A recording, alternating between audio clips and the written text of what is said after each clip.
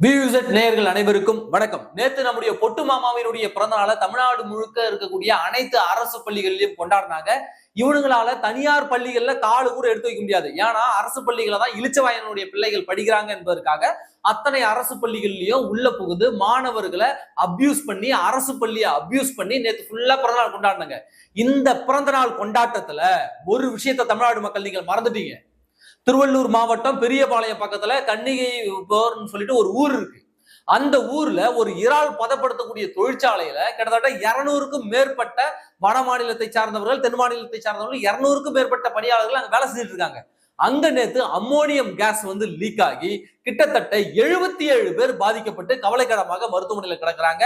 அதுல இன்றைய நிலவரப்படி 8 பேர் உயிரிழந்திருக்காங்க. 8 பேர் மரணம் அடைந்திருக்காங்க. நேத்தே 7 பேர் உயிரிழந்திருக்கிறார்கள். ஆனா அருண்குமார் ஐஆர்எஸ் என்ன தெரியுமா சொன்னாரு? இப்ப அமைச்சரா இருக்காருல்ல அருண்குமார், அவரு என்ன தெரியுமா சொன்னாரு? இந்த மாதிரி 7 பேர்லாம் இறக்கலைங்க, 8 பேர்லாம் இறக்கலைங்க, 2 பேர் தான் இறந்தாங்க, மீதி எல்லாம் கவலை கிடங்க, தப்பான நியூஸ் போடுறாங்க நியூஸ் சேனல்கள் அப்படின்னு அவரு பேட்டி கொடுத்தாரு. ஆனா பத்திரிகைக்காரங்க சொன்ன செய்தி தான் உண்மையான செய்தி. அப்ப இதை மறைக்க வேண்டிய தேவை அருண்குமார் ஐஆர்எஸ்க்கு ஏன் வந்தது? அமைச்சர் அருண்குமாருக்கு ஏன் வந்தது? ஏன் விஜய் அவர்கள் பிறந்த நாள் அன்னைக்குமா 8 பேரை சாவடிச்சிட்டான், காவு கொடுத்துட்டான் அப்படின்ற நியூஸ் வந்துடணுமா? உண்மை அதுதான். விஜய் எங்கெங்கெல்லாம் போனாரோ அங்கெல்லாம் பலி வாங்கிட்டு தான் வந்தாரு. இன்னைக்கு ஆட்சியில அமர்ந்து கொண்டு பலி வாங்கி கொண்டிருக்கிறார். விஜயினுடைய ஆட்சி இன்றைக்கு பலி கேட்கிறது. 3 வயது பெண் குழந்தையை பலி கேட்கிறது. 85 வயது மூதாட்டியை பலி கேட்கிறது. தொழிற்சாலையில வேலை செய்யறவங்கள்ட்ட பலி கேட்கிறது. தூய்மை பணியாளர்களை பலி கேட்கிறது. விவசாயிகளை பலி கேட்கிறது. நேற்று அந்த இறந்து போனவர்களை பற்றி இந்த மீடியாக்கள்ல பெரிய விவாதமாகவே மாறவில்லை.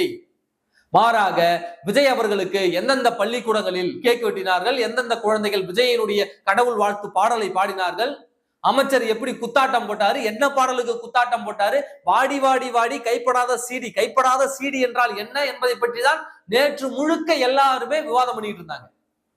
இதுதான் தேவையாயா? இன்னைக்கு 8 பேர் செத்துருக்கிறாயா? அந்த தொழிற்சாலையில 8 பேர் செத்துருக்காங்க. சரி, அதுக்கும் தனியார் தொழிற்சாலைக்கும் அரசுக்கும் என்னங்க சம்பந்தம்? எப்படிங்க முடிச்சு போடுறீங்க அப்படின்னு நீங்க கேட்கலாம். கள்ளக்குறிச்சியில 77 பேர் செத்தான்ல, அதுக்கும் அரசுக்கும் எப்படி சம்பந்தமோ அப்படிதான் இதுக்கும் இந்த தொழிற்சாலையில இறந்ததுக்கும் சம்பந்தம். புரியுதுங்களா? ஏனென்றால் ஒவ்வொரு தொழிற்சாலையும் ஆய்வு செய்ய வேண்டியது யாருடைய கடமை? இந்த அரசினுடைய கடமை இல்லையா?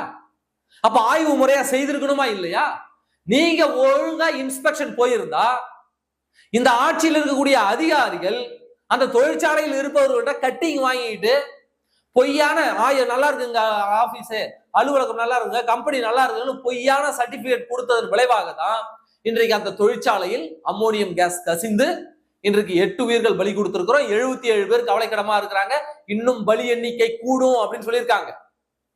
நேற்று பிறந்தநாள் கொண்டாடினீர்களே, 8 பேர் பிணத்தின் மீது பிறந்தநாள் கொண்டாடி இருக்கிறார் முதல்வர் விஜய். இதை நீங்க மறந்துடக்கூடாது. சரி, அந்த தொழில்துறைக்கு பொறுப்பு அமைச்சர் என்ன பண்ணிட்டு இருந்தாங்க தெரியுமா? சிவகாசியில நடிகர் ஜெய் இருக்கிறார்ல, அந்த ஜெய் கூட பக்கத்துல உக்காந்துக்கிட்டு வான வேடிக்கை, எப்படி அமைச்சர் கீர்த்தனா, தொழில்துறை அமைச்சர் கீர்த்தனாவும் நடிகர் ஜெய்யும் பக்கத்துல உக்காந்துக்கிட்டு விஜய் பிறந்த நாளுக்கு 1 மணி நேரம் இடைவிடாத வான வேடிக்கை. அப்படின்னா 1 hour பட்டாசு கண்டினியூவா வெடிச்சுக்கிட்டே இருக்கும். வானத்துல போயிட்டு தமால் டுமில் வெடிக்கும். அதை பார்த்து ரசிச்சுக்கிட்டு இருந்தாரு. அவர் துறையின் கீழ் வரக்கூடிய தொழில்துறையில ஒரு தொழிற்சாலையில 8 பேர் இறந்திருக்காங்க. இந்த அம்மா அப்படியே நாசுக்கா பகுமானமா சிவகாசியில உட்காந்துக்கிட்டு கூட நடிகரை பக்கத்துல வச்சுக்கிட்டு இவங்க 1 மணி நேரம் வான வேடிக்கை பார்த்துக்கிட்டு இருக்காங்க. இதை எவனும் கேள்வி கேட்கலையே, எந்த ஊடகமும் இதை விவாதமாக்கலையே. அப்ப அந்த 8 பேர் செத்து போனவனை எவடா போய் பார்த்தீங்க? யாரு போய் பார்த்தீங்க? தொழில்துறை அமைச்சர் போனாரா? அல்லது முதலமைச்சர் நேர்ல போயிருக்கலாம்ல? அல்லது முதலமைச்சர் ஒரு இரங்கல் செய்தியாவது வெளியிட்டு இதுக்கு ஒரு வீடியோ போட்டிருக்கலாம் இல்ல? ஏன் நேற்று சட்டசபையில அமைச்சர் எழுதி இதை பற்றி பேசுறாரு, முதலமைச்சர் நாங்க இந்த மாதிரி வருந்துறோங்க அப்படின்னு அவர் வாய் திறந்து பேசியிருக்கலாம் இல்ல? அப்ப அந்த 8 பேர் உயிர் பறி போனதுக்கு இந்த தாவேகா அரசினுடைய நிர்வாக திறன் தான் காரணம். நிர்வாக திறனற்ற திறன் தான் காரணம். ஏன்னா இவங்க கிட்ட அதெல்லாம் நம்ம எதிர்பார்க்க முடியாது. அம்மா கீர்த்தனா அம்மாவை கூப்பிட்டு வச்சு பேசுனா என்னங்க எல்லா தொழிற்சாலையும் ஆந்திராவுக்கு போகுதுன்னு கேட்டா அப்படிலாம் எங்கேயும் போகலங்க, பொய் சொல்றாங்க திமுக காரணங்க. எதா இருந்தாலும் நான் ரீல்ஸ் போட்டிருக்கேன் பாருங்க, அந்த ரீல்ஸ்ல போய் பாருங்கன்னு சொல்லுது இந்த பைத்தியம். பார்த்தது சொன்னதோடு மட்டும் இல்லாம ஏதாவது ஒரு 4 கம்பெனி பேர் சொல்லுங்க, நீங்க ஆட்சிக்கு வந்ததுல இருந்து இத்தனை கம்பெனி கிட்ட பேசினேன் அப்படின்னு சொல்லி ஒரு 4 கம்பெனி பேரை சொல்லுங்கன்னு பத்திரிகையாளர் கேட்டா, இந்த அம்மா வந்து நான் டேட்டா ஆபீஸ்ல இருக்கு போயிட்டு அனுப்பி விடுறேன் அப்படின்னு சொல்லிட்டு கையில இருக்க ஒரு 4 ஜெராக்ஸை எடுத்து காட்டுது அம்மா. இங்க பாருங்க, இத்தனாம் தேதி இங்க கையெழுத்து போட்டுருக்காங்க, இத்தனாம் தேதி எங்கள்கிட்ட புரிந்துணர்வு ஒப்பந்தம் போட்டாங்க, இத்தனாம் தேதி எங்கள்கிட்ட பேசுறாங்க, இத்தனாம் தேதி நம்ம நாட்டை விட்டு வெளியில போனாங்க அப்படின்னு ஒரு ஜெராக்ஸ் பேப்பரை எடுத்து வச்சுட்டு விளக்கம் கொடுத்துட்டு இருக்கு. டேட்டாஸ் கொடுக்குமா, ஒரு 4 கம்பெனி பேர் சொல்லுங்கமானாக்க நான் வீட்டுல போய் சொல்றேன், நான் ஆபீஸ்ல டேட்டா இருக்கு போயிட்டு நான் உங்களுக்கு அனுப்பி விடுறேன். என்ன பேச்சு இது? இந்த தொழில் முனைவர்களை இழுப்பதற்கு என்ன வேலை பார்த்தோன்னா, அதை நான் ரீல்ஸ் போடுறேன், ரீல்ஸ்ல நான் எல்லாம் சொல்லி பைத்தியம். அப்ப எப்பேற்பட்டவர்களுடைய கைகள்ல நீங்க ஆட்சியை கொடுத்துட்டு எங்களை துயரப்படுத்திக்கிட்டு இருக்குன்னு உங்களுக்கு புரியுதா? அந்த 8 பேர் உயிரிழந்ததற்கு யார் பொறுப்பு? இப்ப எந்த தொழில் முனைவோர் இதெல்லாம் பார்த்துட்டு எப்படி தமிழ்நாட்டுக்குள்ள எவன் வருவான் தொழில் தொடங்க?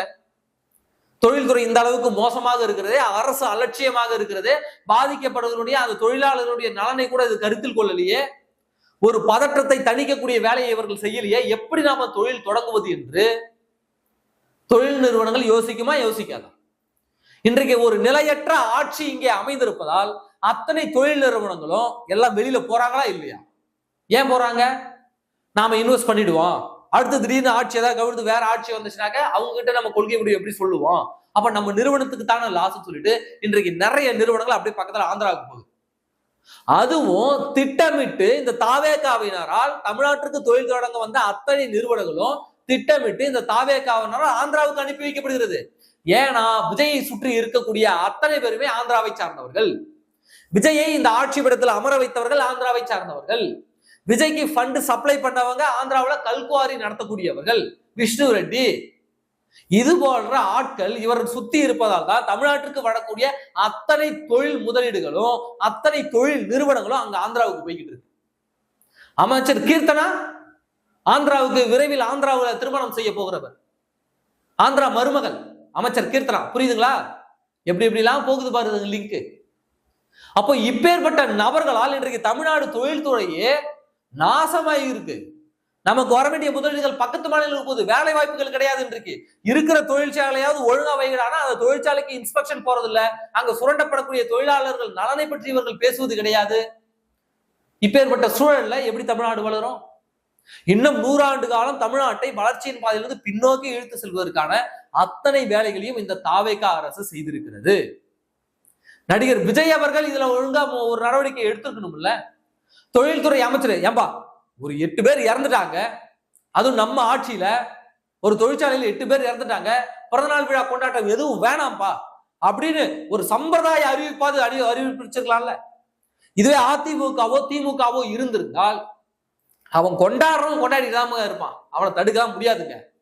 ஆனா ஒரு சம்பிரதாய அறிவிப்பாது வந்துடும், ஒரு 8 பேர் உயிரிழந்துட்டாங்க, எந்த பிறந்தநாள் கொண்டாட்டமும் தேவையில்லை, ஏதாவது நலத்திட்ட உதவி மட்டும் செய்யுங்க, பட்டாசு வெடிக்காதீங்க, பேனர் வைக்காதீங்க, சும்மா நினைச்சு சொல்லுவாங்க. அவன் தொண்டர் செய்யறத செய்வான், ஆனா அது கூட இவர்கள் செய்யல. இதனாலதான் இவர்களை நாங்கள் அரசியல் முதிர்ச்சியின்மை, அரசியல் அனுபவம் இல்லாதவர்கள் அப்படின்னு நாங்க சொல்வதற்கு காரணமே இதுதான். அப்ப அந்த தொழிற்சாலையில் உயிரிழந்த அந்த 8 பேருக்கும் யாரும் அந்த உயிருக்கு பதில் சொல்ல வேண்டும் என்றால் இந்த பொட்டு மாமா தான் பதில் சொல்ல வேண்டும். தொழில்துறை அமைச்சர் இந்த ரீல்ஸ் மாமி இருக்காங்கல்ல, அந்த ரீல்ஸ் மாமி தான் பதில் சொல்ல வேண்டும். ஏனென்றால் இவர்களுடைய கட்டுப்பாட்டில் தான் இன்றைக்கு இந்த தமிழ்நாடு அரசு இயங்கிக் கொண்டிருக்கிறது. அப்போ இப்பேற்பட்ட ஒரு இடர்பாடு நடந்திருக்கிற போது இங்க ஒருத்தவன் பிறந்தநாள் விழா கொண்டாடிக்கிட்டு இருக்கான், இவருடைய அமைச்சர்கள்லாம் வான வேடிக்கை விட்டு கொண்டாடிக்கிட்டு இருக்காங்க, இவர்களுடைய அமைச்சர்கள் எல்லாம் ஸ்கூல்ல போயிட்டு டீச்சர்ஸ் கூட வாடி வாடி வாடி கைப்படாத சிறிது குத்துப்பாட்டு போட்டுக்கிட்டு இருக்காங்க. இந்த சூழல்ல தான் இன்றைக்கு தமிழ்நாடு இருந்து கொண்டிருக்கிறது. அந்த உயிரிழந்த அந்த 8 பேருக்குமே ஆழ்ந்த இரங்கல், அவர்களுக்கு உரிய நிவாரணம் வழங்கப்பட வேண்டும். அவர்களுடைய உடல்கள் இந்த அரசு முழு செலவிலே ஏற்கும் சொல்லியிருக்காங்க, அது வரைக்கும் நல்லது. அந்த அவருடைய குடும்பத்தினருடைய பொறுப்பு இவர்கள் கைகள் இருக்கு. ஏன்னா இந்த தமிழ்நாட்டை நம்பிதான் அங்க வட மாநிலத்திலிருந்து இறந்து போனவர்கள கிட்டத்தட்ட 6 பேர் 7 பேர் என்னமோ வெளி மாநிலத்தை சார்ந்தவர்கள். இந்த தமிழ்நாட்டை நம்பி இங்க தொழில் செய்து பிழைப்பதற்காக வந்தவர்கள், கூலி தொழிலாளிகள். அவர்களுடைய குடும்பத்திற்கு உரிய இழப்பீடை இந்த அரசு வழங்க வேண்டும்.